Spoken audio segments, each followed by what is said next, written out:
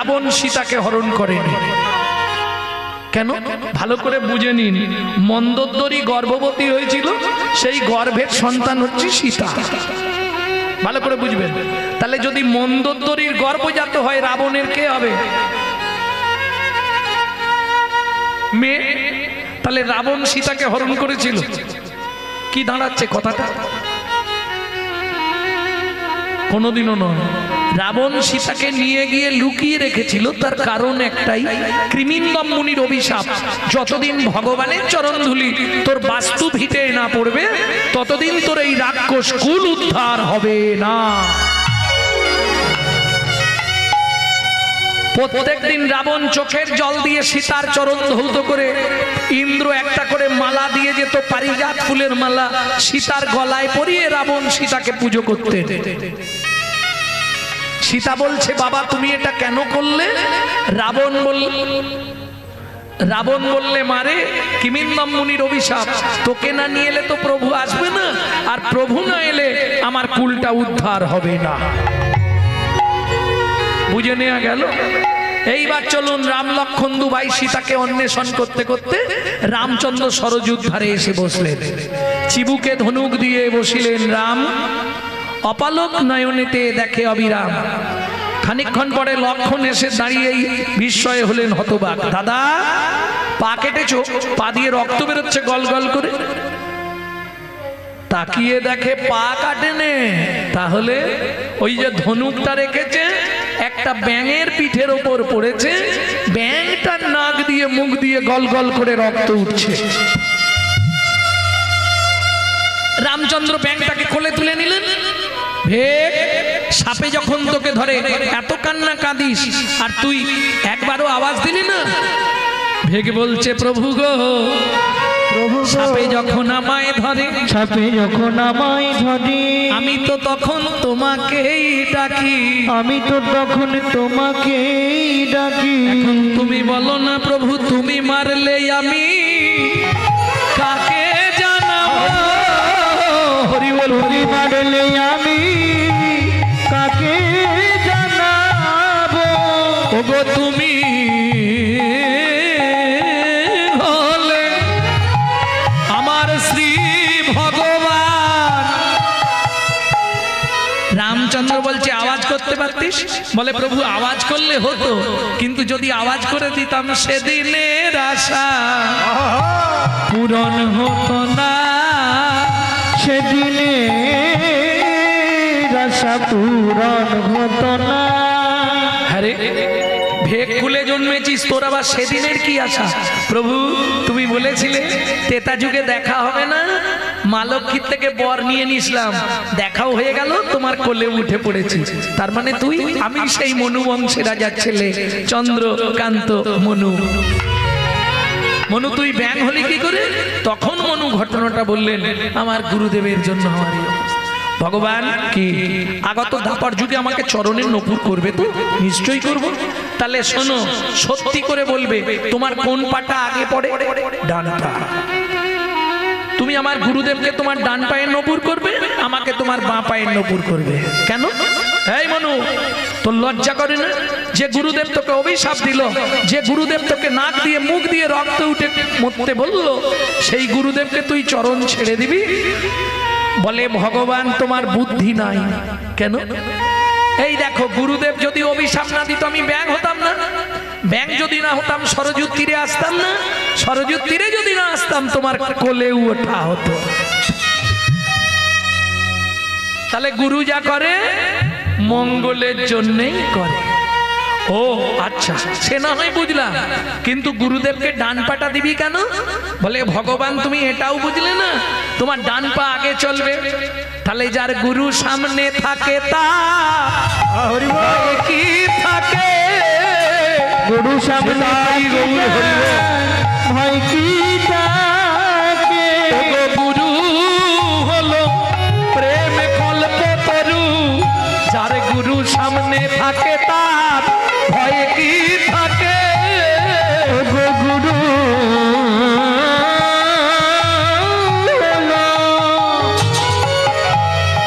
প্রেম কল্প তরু, ওরে গুরু বিনা গো বীরব নাই রে, গুরু হলো প্রেম কল্প ভাই রে গুরু বিনা গোবিন্দ নাই রে, গুরু হলো প্রেম কল্প তরু সাধনার ধন চিন্তামণি, গুরু হলো প্রেম কল্প তরু চিন্তামণি, গুরু হলো প্রেম কল্প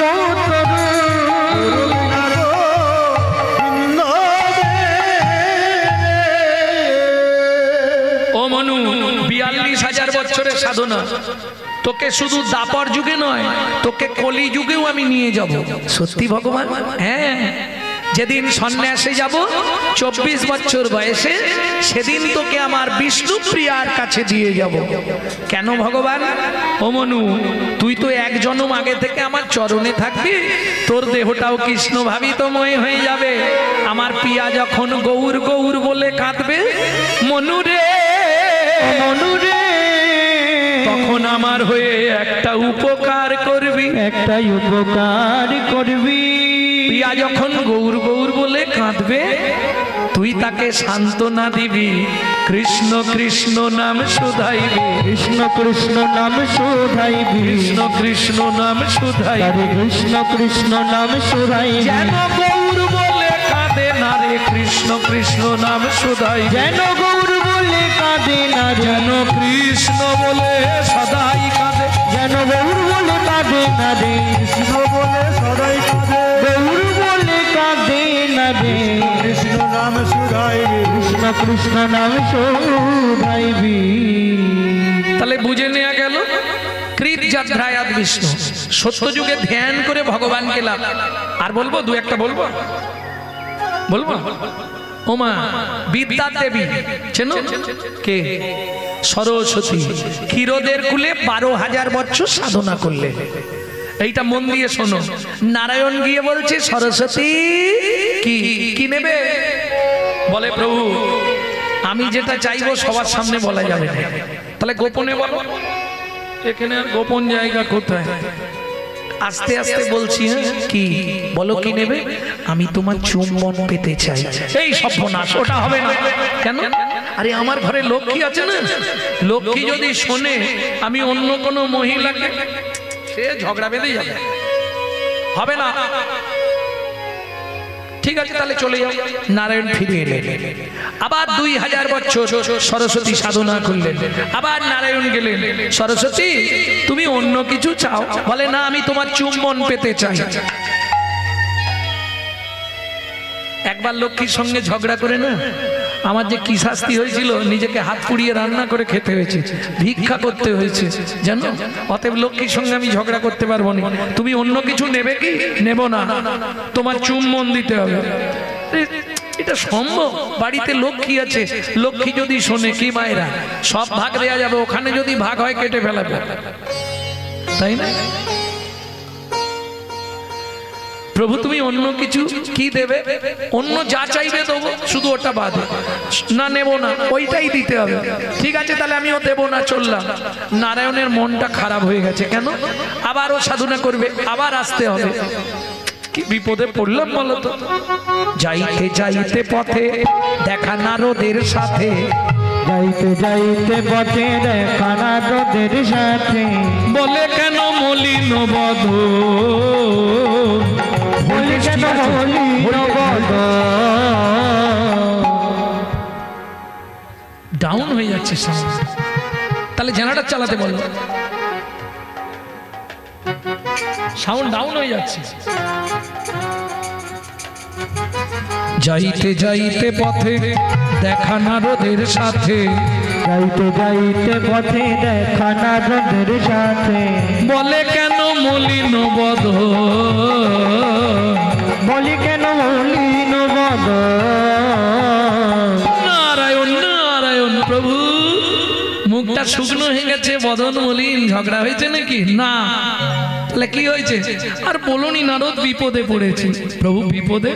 আমাকে দিয়ে উদ্ধার হয়ে যাবে, বলো কি বিপদ? সরস্বতী সাধনা করছে, ভালো কথা। কি চেয়েছে? ও আমার চুম্বন পেতে চেয়েছে। বলে প্রভু এই সুযোগ ছেড়োনি, রাজি হয়ে যাও।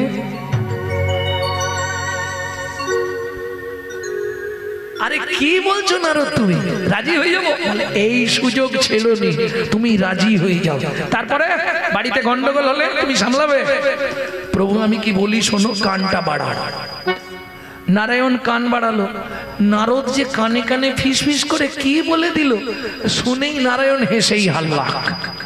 শুনি নারদের বাণী হরষিত হয় তখনই, শুনি নারদের বাণী অদূষিত হয় তখনই, শুনি নারদের বাণী হরষিত হয় তখনই, শুনি নারদের বাণী অদূষিত হয় তখনই, উপনীত ক্ষীরদের কুলে, উপনীত ক্ষীরদের কোলে।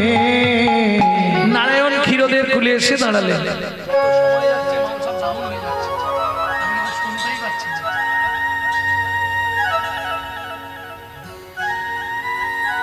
সরস্বতী বলো প্রভু, উঠে এসো, তুমি চেয়েছো আমি দিয়ে দিচ্ছি।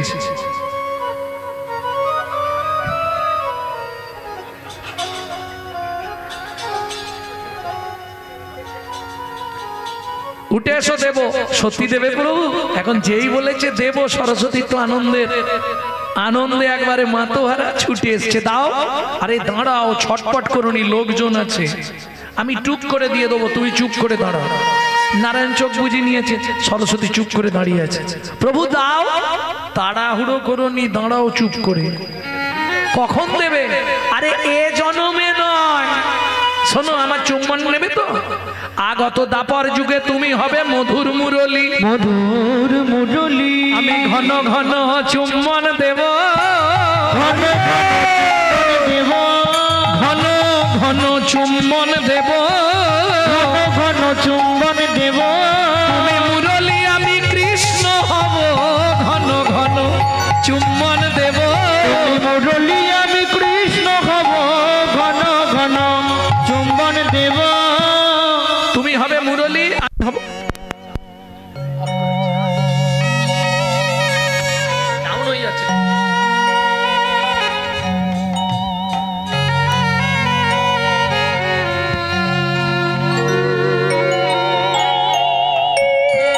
জয় নিতাই, জয় নিতাই।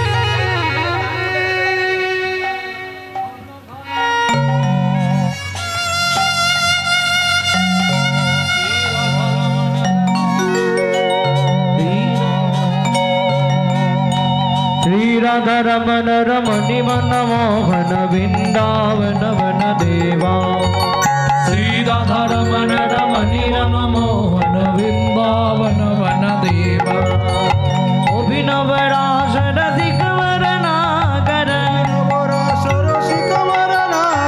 अभिनव रास रसिक वरनागर। नागरी गण की तो सेवा, नागरी गण की तो सेवा, श्री राधा रमन रमणि मनमोहन वृंदावन वन देवा, श्री राधा रमन रमणि मन हिताय गौर हरि वन वन देवा।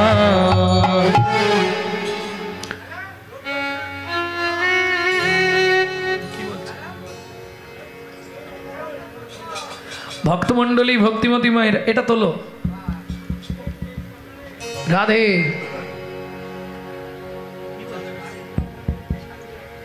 ভক্তমণ্ডলী ভক্তিমতী মায়েরা তাহলে রাজি হয়ে গেলেন নারায়ণ। আগত দাপর যুগে তুমি হবে মধুর মুরলী, কিন্তু শর্ত একটা, কি? যতক্ষণ আমার বামে রাধারানী না থাকবে ততক্ষণ তোমায় চুম্বন দেব, রাধারানী থাকলে আর চুম্বন দেব না। সরস্বতী বললে প্রভু সেটা কি করে হয়? যখন তোমার বামে রাধারানী না থাকবে তখন চুম্বন দিলে হারাই হারাই বলে বাজবো, যখন তোমার বামে রাধারানী থাকবে তখন যদি আমাকে একবার চুম্বন দাও তখন যুগল নামে বাজবো, তখন যুগল নামে বাজবো। জয় রাধে জয় শ্যাম বলে যুগল নামে বাজবো, জয় রাধে জয় শ্যাম বলে তোমার মনোবাঞ্ছা মিটাইবো, জয় রাধে জয় শ্যাম বলে, জয় রাধে জয় শ্যাম বলে, জয় রাধে জয় শ্যাম বলে, জয় রাধে জয় শ্যাম বলে যুগল নামে বাজবো। তাহলে বুঝে নেওয়া গেল তো মুরলী। কিন্তু লীলায় তিনটি জিনিস জিনিস ব্যবহার হয়েছে, মুরলী, বাঁশি, বেনু। বেনুর জন্ম কি করে? বাঁশিটা না হয়ে সবাই জানি কৃষ্ণের জন্মদিনে মা যশোমতী সোনা দিয়ে তৈরি করে দিয়েছিল বাঁশি। বুঝে নিলেন? একটা দ্বাদশ অঙ্গুলি, একটা অষ্টাদশ অঙ্গুলি, আর একটা অষ্ট অঙ্গুলি। অষ্ট অঙ্গুলি হচ্ছে বাঁশি, যেটা সোনা। দ্বাদশ অঙ্গুলি বেনু, আর অষ্টাদশ অঙ্গুলি মুরলী। বুঝে নিলেন? বেনুর সৃষ্টি কি করে হলো সেটা একটু শুনে নিন। এক সময় বৃহস্পতির স্ত্রী তারাকে হরণ করেছিলেন কে? চাঁদ। তুলে নিয়ে গেছিলেন, যা থেকে বুধ গ্রহের জন্ম, বুধ জন্মেছিল। তা এই সময় বৃহস্পতিকে দেবতারা বললেন, বৃহস্পতি আপনি তো স্বর্গের গুরু, তা আপনি এক কাজ করুন, কৃতার্থ যজ্ঞের আয়োজন করুন। এই কৃতার্থ যজ্ঞে আহুতি দেবেন, সেই আহুতির পর যদি কোনো বৃক্ষ জন্মায় তাহলে জানবেন আপনার স্ত্রী এখনো সতী আছে। কি প্রমাণ হবে? চলুন, যজ্ঞের শেষে আহুতি দেওয়া হয়। যজ্ঞের শেষ হয়ে গেলে আহুতি দিতে হয়। যিনি হোতা, হোতা মানে যিনি যজমান, তিনি আহুতি দেবেন, পুরোহিত মন্ত্র বলবে। কি ভট্টাচার্য মশাই, তাই তো নাকি? পুরোহিত মন্ত্র বলবে আর যজমান আহুতি দেবে। চলুন, যজ্ঞটা কি হলো শুনে নি। কৃতার্থ যজ্ঞ। বৃহস্পতি ক্রিয়াতে যজ্ঞে বংশমেক ভবিষ্যতি, বংশমেক ভবিষ্যতি, উৎপত্তি বংশস্যেন পার্বণী পঞ্চবিংশতি, পার্বণী পঞ্চবিংশতি, নবঙ্গে সরঙ্গে বিষ্ণু, নবঙ্গে সরঙ্গে বিষ্ণু, সপ্তাঙ্গে পিনাকোস্ততা, সপ্তাঙ্গে পিনাকোস্ততা, পঞ্চমে পরশুরাম, পঞ্চমে পরশুরাম, ক্ষত্রিয় কুল নিপাত্রিতা, ক্ষত্রিয় কুল নিপাত্রিতা, তৃতীয় গান্ডীব পোক্তা, দীপগান্ডীব ভোক্তা, অর্জুনেন সুলক্ষণা, অর্জুনেন সুলক্ষণা, একাঙ্কে গোপিকা কান্ত, একাঙ্কে গোপিকা কান্ত, গোপীকুল আকর্ষণ, গোপীকুল আকর্ষণ। বুঝে নেওয়া গেল? ও মাইরা, কিছু বুঝলেন শ্লোকটা? বৃহস্পতি ক্রিয়াতে যজ্ঞে, তাহলে যজ্ঞ হয়ে গেল, আহুতি দিয়ে গেলেন। পরের দিন সকালবেলা দেখা গেল ওই যজ্ঞের আহুতিতে একটা বাঁশ গাছ জন্মেছে, বিরাট বড় বাঁশ গাছ। চেনেন তো? বৃহস্পতি ক্রিয়াতে যজ্ঞে বংশমেক ভবিষ্যতি। কত পাপ? উৎপত্তি বংশস্যেন পার্বণী পঞ্চবিংশতি। পঞ্চবিংশতি মানে 25 পাপ। 25 পাপ বাঁশ গাছ জন্মানো।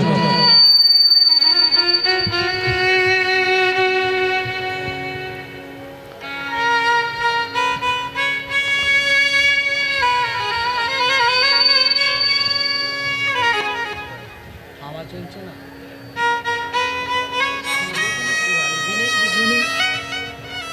25 পাপ বাঁশ গাছ জন্মালো। বুঝে নিলেন? কত পাপ বললাম? 25 পাপ। এইবার এই যজ্ঞের যুক্তি প্রথমকে দিয়েছিল বিষ্ণু, তাকে দিতে হলো 9 পাপ। ভাগ হচ্ছে এবার দেবতাদের, ভাগাভাগি। এই তুই গোড়ার দিকটা নে, সে বলে না তুই মাঝখান থেকে নে, ও বলে অসুবিধা আছে আমি ডোগার দিকটা নেব। প্রথম দেয়া হবে বিষ্ণুকে, নবাঙ্গে সারাঙ্গে বিষ্ণু। বিষ্ণুর হাতে দেখবেন যে দণ্ডটা আছে, ওর মাপ হচ্ছে 9 পাপ। সপ্তাঙ্গে পিনাকোস তথা 7 পাপ দেয়া হলো শিবের ত্রিশূল। পঞ্চমে পরশুরাম ক্ষত্রিয় কুল নিপাত্রিতা। 5 পাপে পরশুরামের যে কুঠার ছিল সেই কুঠারের হাতল বা দণ্ড। তৃতীয় গান্ডীব বক্তা অর্জুনেন সুলক্ষণ। 3 পাপে অর্জুনের গান্ডীব। তাহলে কত হলো?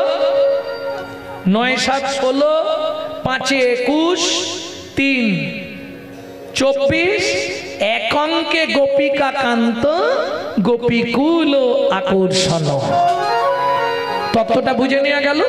এইবার প্রশ্ন, ডোগাটা কি হলো, গোড়াটা কোথা গেল, কঞ্চিগুলো কি কাজে লাগলো? এর নাম হচ্ছে তত্ত্ব। তত্ত্ব মানেই বাঁধাকপি, ছাড়ালেই বেরোবে। আস্তে, ডোগাটা কি কাজে লাগলো? এই যে হরিবাসর হয় বা মহোৎসব হয়, এর ধ্বজা হয়ে জন্মালো। ধ্বজা দেখবেন 1 মাস 15 দিন আগে ধ্বজা তুলতে হয় হরিনাম হওয়ার আগে। আছে তোমাদের এখানে?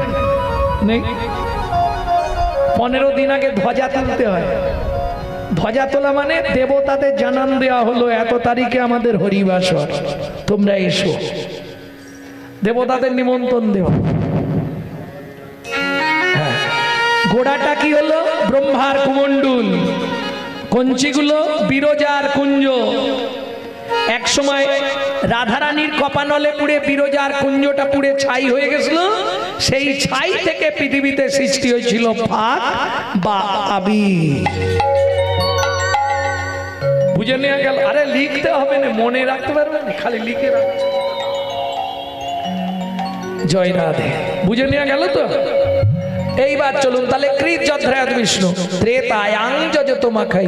তেতা যুগে যজ্ঞ, কলিতে যজ্ঞ হবে। অরিজিনাল মাল কোথায় পাবেন? মালেও ভেজাল, যজমানও ভেজাল, পুরোহিতও ভেজাল। যজমান সুবিধে খুঁজছে, এখন 1200 টাকা করে অরিজিনাল ঘি কিনবে। 200 টাকার মালটা দিন, 200 টাকার, যেটা পুরানো হয়। হাফ ডালদা হাফ কেরোসিন, তো ওই রকম হবে। আর পুরোহিত অরিজিনাল পাবেন না। বেশিরভাগ বামুন বাড়ির ছেলেগুলো সব অখাদ্য কুখাদ্য খায়। হ্যাঁ, আমি একদম চাচা ছোলা বলি, বিশ্বাস করুন। এইবার বলি, আহার শুদ্ধি না হলে চিত্ত শুদ্ধি হয় না, চিত্ত শুদ্ধি না হলে মন প্রবৃত্ত হয় না, মন প্রবৃত্ত না হলে তার মুখের মন্ত্র কোনোদিন শুদ্ধ হবে না। বুঝে নেওয়া গেল? এই নাগরী, তাহলে চল। কলিযুগে একমাত্র কলৌ তৎ হরি সংকীর্তনা। ও মায়েরা, যে কাজ করবে যখনই সময় পাবে গুনগুন গুনগুন করে শুধু হরিনাম করে যাও, এছাড়া রাস্তা নেই। কারণ বর্তমান যা অবস্থা, সব তো ছোট ছোট সংসার, 4 জনের। কি 4 জন করে সংসারই নয়? ভাবুন, 4টে করে লোক সংসারে, স্বামী স্ত্রী, 1 ছেলে 1 মেয়ে। এরা খালি মাল কমাচ্ছে আর তারা খালি মাল বাড়াচ্ছে। বুঝলে না? আমাদের 1 পিস, তার বেশি আর ইচ্ছা নেই। মেরে কেটে 2 পিস, আর তাদের মোটামুটি 12-14টা করে। এবার বুঝে নাও, তাহলে কি লাভ করলে জন্ম নিয়ন্ত্রণ করে? কাজ কিছু বাড়ালে না ক্ষতি করলে নিজের? 2 দিন পরে আর থাকতে পারবে কিনা সেটাই ভাবো। হাসছো, কথাটা একটু চিন্তা করো মনে মনে। ভাবো, ওদের তো বেড়ে যাচ্ছে, এবার আস্তে আস্তে গোটাটাই নিয়ে নেবে, আর আমাদের কমে যাচ্ছে। যাই হোক, যে কারণে বললাম, 4টে করে ছেলে মেয়ে, স্বামী স্ত্রী, 1 ছেলে 1 মেয়ে। এইবার হিসাবে পাকা হওয়া চাই, নাহলে বলতে পারবেন না। ছেলের বিয়ে দিলে দিল, মেয়ের বিয়ে দিয়ে দিল, কজন রইল? 2 জন। কোন ক্লাসে পড়েছে? কি নাম? হিসাব জানে যারা। আরে ছেলের বিয়ে দিল, বৌমা এলো, মেয়ে বেরিয়ে গেল, সেই 4 জন। কি সেই 4 জন নয়? বাড়ির গিন্নি মারা গেল, একটা নাতনি হলো, সেই 4 জন। এখন শ্বশুর সারাদিন একা বসে থাকে, বৌমা বলছে, শোনো না, গণেশের বাপকে তো দিয়ে এসছে, আমাদের বুড়োটাকেও দিয়ে এসো না। এখন বউ গুরুদেব বাড়ির, যা বলবে তাই। শ্বশুর কিন্তু কথাটা কানে শুনেছে যে পৃথিবীতে কেউ আমার মঙ্গল না চাইলেও আমার বৌমাটি আমার মঙ্গল চেয়েছে। পরের দিন সকালবেলা ছেলে রবিবার বাবার ঘরে ঢুকেছে। বাবা তোমায় একটা কথা বলার ছিল। বেচু তুই যেটা বলবি আমি জানি। কি বলবো বলো তো? না রে বা, বৌমা যেটা বলেছে তুই তাই কর। তুমি কি করে জানলে? ধর্মের কল বাতাসে নড়ে বাবা, বৌমা বলছিল না। তবে বৌমা আমার কথা ভেবেছে জানিস বেচু, বৃদ্ধাশ্রমে রেখে এলে আর কিছু হোক না হোক আমার মতো অনেকগুলোকে এক জায়গায় পাবো, দুটো মনের কথা বলে অন্তত একটু শান্তিতে বেঁচে থাকবো। কি একই পথের প্রতীক হলে ভালো গল্প করে সুখ নেই? তোমার বৌমা কি করেছিল বলে, মাথা ফাটিয়ে তাড়িয়ে দিয়েছে। তোমার ছেলে হাওড়া স্টেশনে ছেড়ে দিয়ে গেছিল। একই পথের প্রতীক, তাহলে গল্প করে সময়টা কেটে যাবে। বাবা তোমার ব্যাগটা গুছিয়ে দিই। কিচ্ছু লাগবে না বাবা, এই একটা জামা পরে আছি, শুধু একটা গামছা আমাকে তুই দিবি, ওইটা কাঁধে থাকবে, তাহলেই চলে যাবে। চলুন পরের দিন সকালবেলা ছেলে দিতে যাবে বাবাকে। কোথায়? বৃদ্ধাশ্রম। টাকা কিছু তো দিয়ে আসতে হবে। ভক্তমণ্ডলী ভক্তিমতী মায়েরা, একই মালিকের দুটো আশ্রম, একটা বৃদ্ধাশ্রম একটা অনাথ আশ্রম, একই মালিকের। বউ পিছন থেকে বলে দিচ্ছে শোনো দিয়ে যেন চলে এসোনি। কি গো আমিও কি রয়ে যাব নাকি? না না সেটা বলছি না, মালিককে বুঝিয়ে বলে আসবে আমরা না যাওয়া পর্যন্ত বাবাকে না আসতে দেয়, ওটা বলে আসবো। লেখালেখি করে বৃদ্ধাশ্রমে বাবাকে পৌঁছে দিয়ে ছেলে বাড়ি ফিরে যাবে। খানিকটা বেরিয়েও গিয়ে মনে পড়লো হাইজা, ওটা তো মালিককে বলা হলো নি, বউ বলে দিয়েছিল। বলে আসি একবার।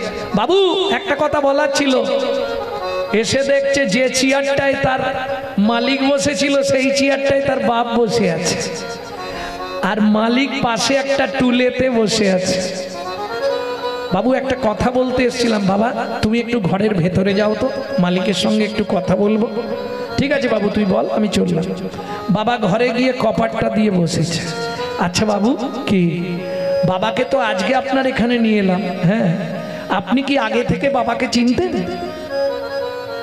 চেয়ারটা ছেড়ে দিয়ে আপনি নিচে টুলে বসেছেন, মেন চেয়ারে বাবাকে বসতে দিয়েছেন। আশ্রমের মালিক বলছে বাবা ওটা জানতে চেও না, ওটা জানলে তোমার মন খারাপ হয়ে যাবে, তুমি বাড়ি যাচ্ছ চলে যাও।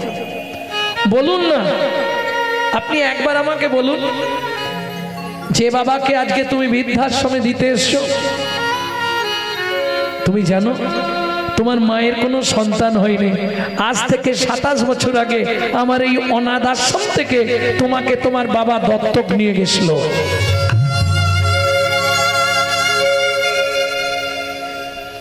ছেলের মাথায় যেন বজ্রাঘাত নিয়ে পড়ল, ছুটে গেছে ঘরের মধ্যে, কপাটটা খুলে দেখছে বাবা কাঁদছে। বাবা বাবা তুমি বাড়ি ফিরে চলো।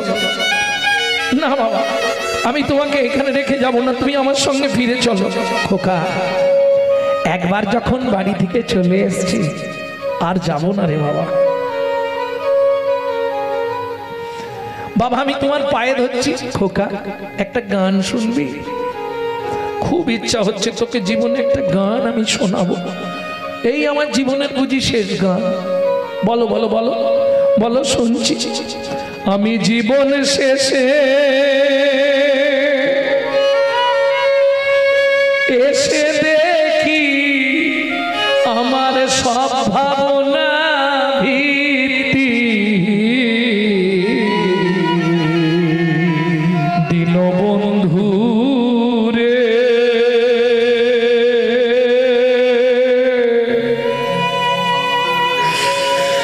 ভেবেছিলাম সমান যাবে দীনবন্ধু রে।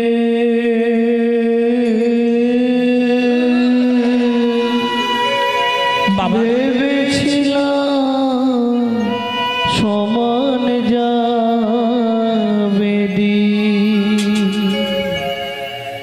পারের ঘাটে, পারের ঘাটে এসে দেখি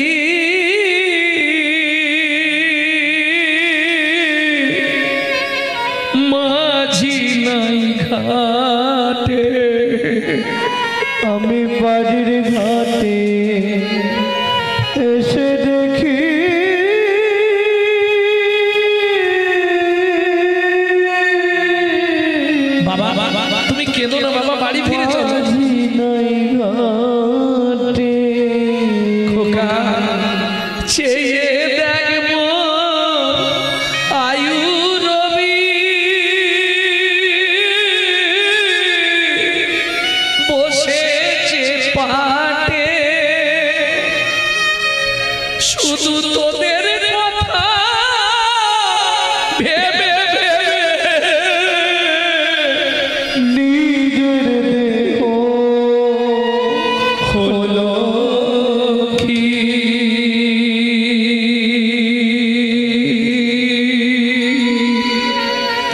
ভেবেছিলাম সমান যাবে দিন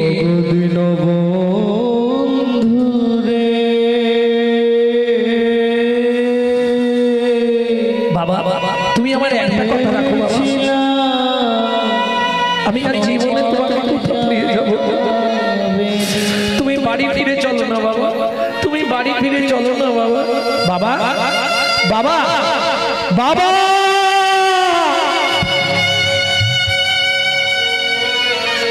শেষ নিঃশ্বাস ত্যাগ করিলেন বাবা। এই গানটি যিনি লিখছেন তিনি বলছেন রসিক লাল কয়, রসিক লাল কয়, শুন রে বিজয়, জীবনে তো হলো পরাজয়, সেদিন চিনলি না তা চরণ ভয়, তাই সন্মুখে তো এলো দূর দিয়ে।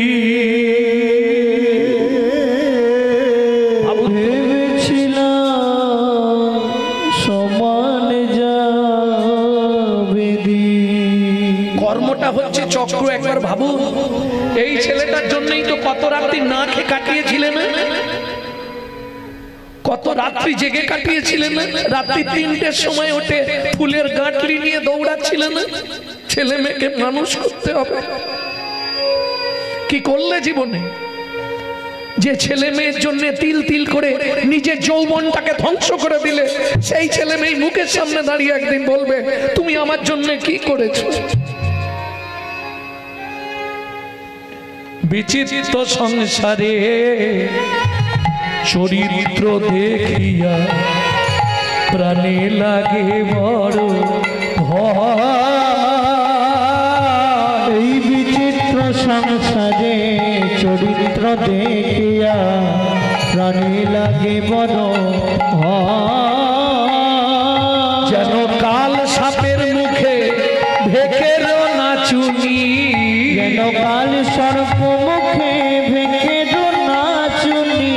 তোমার কখন কি জানি কি হয়, তোমার কখন কি জানি কি হয়। তাহলে অসার কলু সংসার সার হরি চরণ, সব অভিনয়। ছেলে মেয়ে জামাই নাতি নাতনি এসব অভিনয়, কেউ থাকবে না তোমার কাছে। সেদিন কে যাবে? নাম যাবে আর প্রাণ যাবে, হরি নামে যাবে আর প্রাণ যাবে। আর কেউ তো সঙ্গে যাবে না রে, প্রাণ যাবে। আর কেউ তো সঙ্গে যাবে না রে, শুধু হরি নামে যাবে আর প্রাণ যাবে। সেদিন কেউ তো সঙ্গে যাবে না রে, ওরে নাম বিনা গতি নাই রে। কেউ তো সঙ্গে যাবে না রে, গতি নাই রে। কেউ তো সঙ্গে যাবে না রে, নাম যাবে আর প্রাণ যাবে।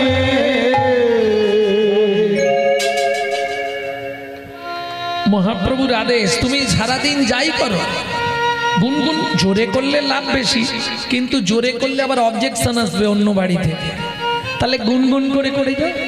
হাতে করো কাম মুখে বলো হরি, হাতে করো কাম মুখে বলো হরি। করো মুখে বলো হরি, মানব জন্ম যাবে তরি। ও মায়েরা, জন্ম যাবে তো। যে কাজই করবে মুখে যেন নাম থাকে, তাহলেই তুমি উদ্ধার হয়ে যাবে। হাতে করো কাম মুখে বলো হরি, হাতে করো কাম মুখে বলো হরি। হাতে করো কাম মুখে বলো হরি, হাতে করো কাম মুখে বলো হরি। মানব জন্ম যাবে তরি, মানব জন্ম যাবে তরি। হাতে করো কাম মুখে বলো হরি, হাতে করো কাম মুখে বলো হরি। প্রেম সে বলো চৈতন্য মহাপ্রভু কি নাগরী। তাহলে বুঝে নিলি তো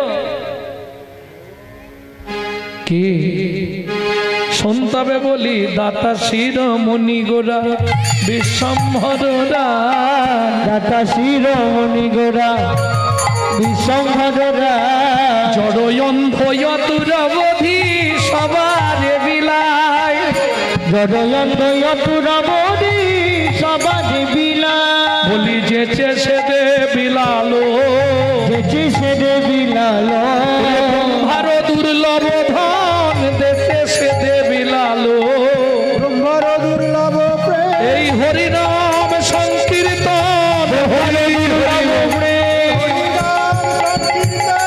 ব্রহ্মার দুর্লভ প্রেম বিলালো দাতার শিরোমণি। এই শিরোমণি মানে সবার ওপরে, তাই তো? দাতার শিরোমণি, শিরোমণি মানে সবার ওপরে, তাই তো? এবার বলি সত্য যুগে আগে দাতা কাকে বলে বোঝেন তো? দাতা দানী চেনেন? দানী কাকে বলে?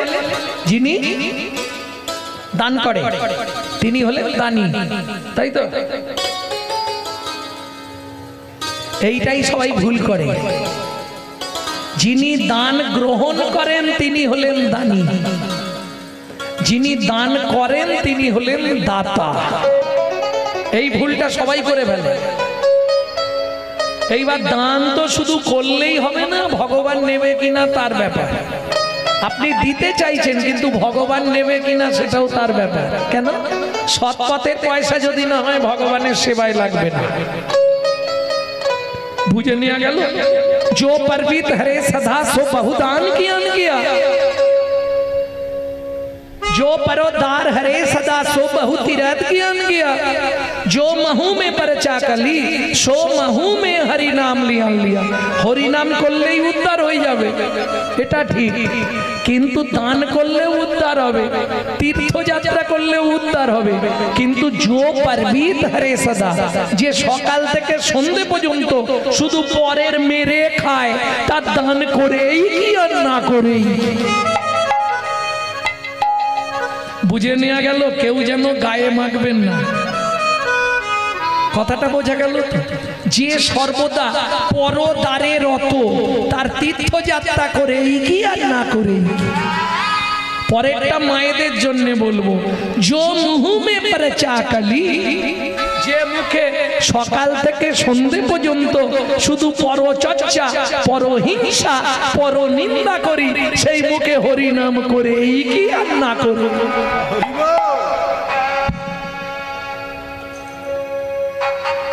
সাধন ভজন করার আগে মনটাকে তুই কর না খাঁটি, পূজা পার্বণ যা করিস তুই সবই যে তোর হবে মাটি। সাধন ভজন করার আগে মনটাকে তুই কর না খাঁটি, পূজা পার্বণ যা করিস তুই সবই যে তোর হবে মাটি। সাধন ভজন